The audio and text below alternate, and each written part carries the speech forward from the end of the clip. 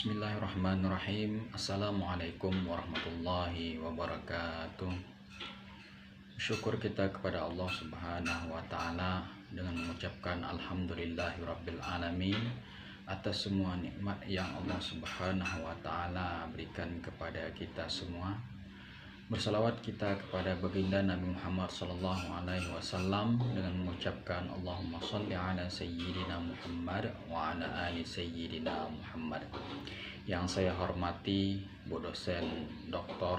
Milasari MPDI, dosen pembimbing mata kuliah pengembangan kurikulum IAI Miftahul Ulum Tanjung Pinang, dan Bapak Ibu rekan-rekan mahasiswa kelas online yang dirahmati oleh Allah Subhanahu wa Ta'ala.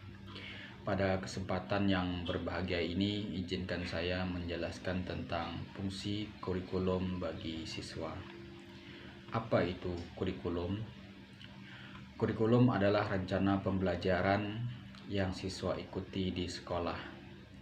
Ini seperti sebuah peta yang menunjukkan tujuan pembelajaran siswa, materi apa yang harus siswa pelajari, dan bagaimana siswa akan dinilai. Setiap pendidikan formal di Indonesia dilaksanakan berdasarkan kurikulum sebagai pedoman yang berlaku bagi siswa maupun guru pengajar.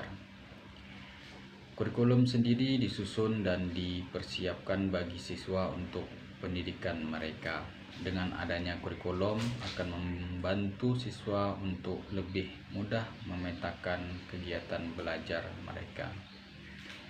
Fungsi kurikulum bagi siswa diantaranya untuk membantu peserta didik mempersiapkan dirinya serta mengukur kemampuan yang dimiliki.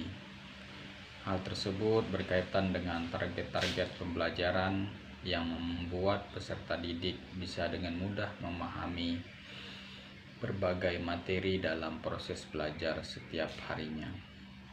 Fungsi kurikulum bagi siswa sebagai subjek didik. Berikut 6 fungsi kurikulum bagi siswa sebagai subjek didik. 1. Fungsi penyesuaian. Fungsi penyesuaian yang dimaksud adalah bahwa kurikulum harus bisa membantu siswa untuk mampu menyesuaikan diri dalam kehidupan sosial masyarakat. Sebab kehidupan masyarakat tidaklah bersifat statis, melainkan dinamis, yang artinya kehidupan masyarakat selalu berubah dan berkembang sesuai dengan perkembangan zaman. Maka, siswa pun harus memiliki kemampuan untuk menyesuaikan diri dengan perubahan. Fungsi ini juga mengandung makna bahwa kurikulum sebagai alat pendidikan harus mampu mengarahkan siswa agar memiliki sifat well-adjusted, yaitu mampu menyesuaikan dirinya dengan lingkungan, baik lingkungan fisik maupun lingkungan sosial. 2. Fungsi integrasi. Fungsi integrasi maksudnya adalah kurikulum harus dapat mengembangkan pribadi siswa secara utuh, mulai dari kemampuan kognitif, afektif, dan psikomotor.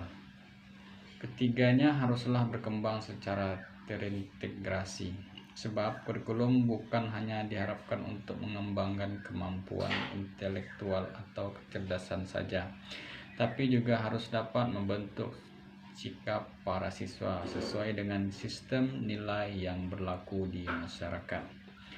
Selain itu, kurikulum juga harus dapat memberikan keterampilan untuk siswa dapat hidup di lingkungan masyarakat. 3. Fungsi diferensial. Fungsi diferensial adalah fungsi kurikulum yang harus dapat melayani setiap siswa dengan segala keunikannya. Setiap siswa tentunya berbeda-beda dan memiliki keunikannya masing-masing, baik perbedaan minat, bakat, maupun perbedaan kemampuan. Oleh karena itu, kurikulum sebagai alat pendidikan yang mampu memberikan pelayanan terhadap perbedaan-perbedaan tersebut dengan baik.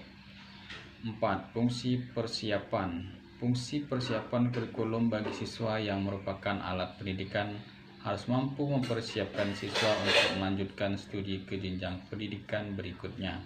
maupun untuk berkehidupan di masyarakat. Bagi siswa yang memiliki potensi untuk belajar pada jenjang yang lebih tinggi, maka kurikulum harus membekali mereka dengan berbagai pengetahuan yang diperlukan agar mereka dapat mengikuti pelajaran pada level pendidikan di atasnya. Namun kurikulum juga harus memberikan mereka agar dapat belajar di masyarakat supaya para siswa dapat hidup dalam masyarakat seandainya karena suatu hal tidak dapat melanjutkan pendidikannya. 5. Fungsi pemilihan. Fungsi pemilihan adalah fungsi kurikulum bagi siswa yang dapat memberikan mereka kesempatan untuk belajar sesuai dengan bakat dan minat. Kurikulum harus bersifat fleksibel dengan menyediakan berbagai pilihan program pendidikan yang dapat dipelajari. Hal tersebut dapat sangat penting dan erat kaitannya dengan fungsi diferensial kurikulum bagi siswa. Atas dasar perbedaan yang dimiliki masing-masing siswa, mereka pun diberikan kesempatan untuk memilih apa yang sesuai dengan minat dan kemampuannya. 6. Fungsi diagnostik. Fungsi diagnostik kurikulum bagi siswa adalah fungsi untuk mengenal berbagai kelemahan dan kekuatan yang dimiliki para peserta didik. Kurikulum berperan untuk menemukan kesulitan-kesulitan dan kelemahan yang dimiliki siswa, di samping mengeksplorasi berbagai kekuatan mereka, sehingga melalui pengenalan itu siswa dapat berkembang dengan potensi yang dimilikinya. Fungsi kurikulum bagi siswa dalam proses pendidikan. Berkaitan dengan fungsi kurikulum bagi siswa sebagai subjek didik, maka fungsi kurikulum bagi siswa dalam proses pendidikannya sebagai berikut. 1. Membantu siswa dalam mempersiapkan diri dan mengukur kemampuannya. Fungsi dari kurikulum bagi para siswa adalah satuannya adalah untuk membantu mereka dalam mempersiapkan diri sebaik mungkin untuk menghadapi kegiatan belajar akademik. Di dalam kurikulum telah terdapat target-target tertentu yang harus dicapai oleh setiap siswa, sehingga diperlukan adanya persiapan oleh masing-masing siswa agar bisa mencapainya dengan baik. 2. Mempermudah siswa dalam memetakan jadwal. Kurikulum juga berfungsi untuk membantu siswa membuat pemetaan jadwal belajar, sehingga proses belajar mereka bisa lebih efektif. Melalui jadwal tersebut, mereka dapat membagi waktunya dengan sebaik mungkin untuk mengerjakan tugas-tugas yang diberikan oleh guru. 3. Membantu siswa untuk mendapatkan pengalaman baru. Adanya kurikulum juga dapat memberikan pengalaman-pengalaman baru kepada para siswa yang mungkin belum mereka ketahui. Pengalaman baru tersebut pun dapat menjadi sumber pengembangan diri bagi siswa yang nantinya bisa menjadi bekal dalam kehidupan masa depan mereka. 4. Sarana mewariskan nilai-nilai budaya. Tidak kalah penting, fungsi umum kurikulum bagi siswa juga tentunya sebagai sarana untuk mewariskan nilai-nilai budaya bangsa kepada peserta didik selaku penerus masa depan negara. Hal ini dilakukan agar budaya luhur yang ada sejak awal mula Nusantara terjadi tidak tergerus oleh kemajuan zaman dan budaya negara lain, sebab nilai budaya yang masih relevan harus selalu diwariskan supaya dapat tetap hidup dan berkembang.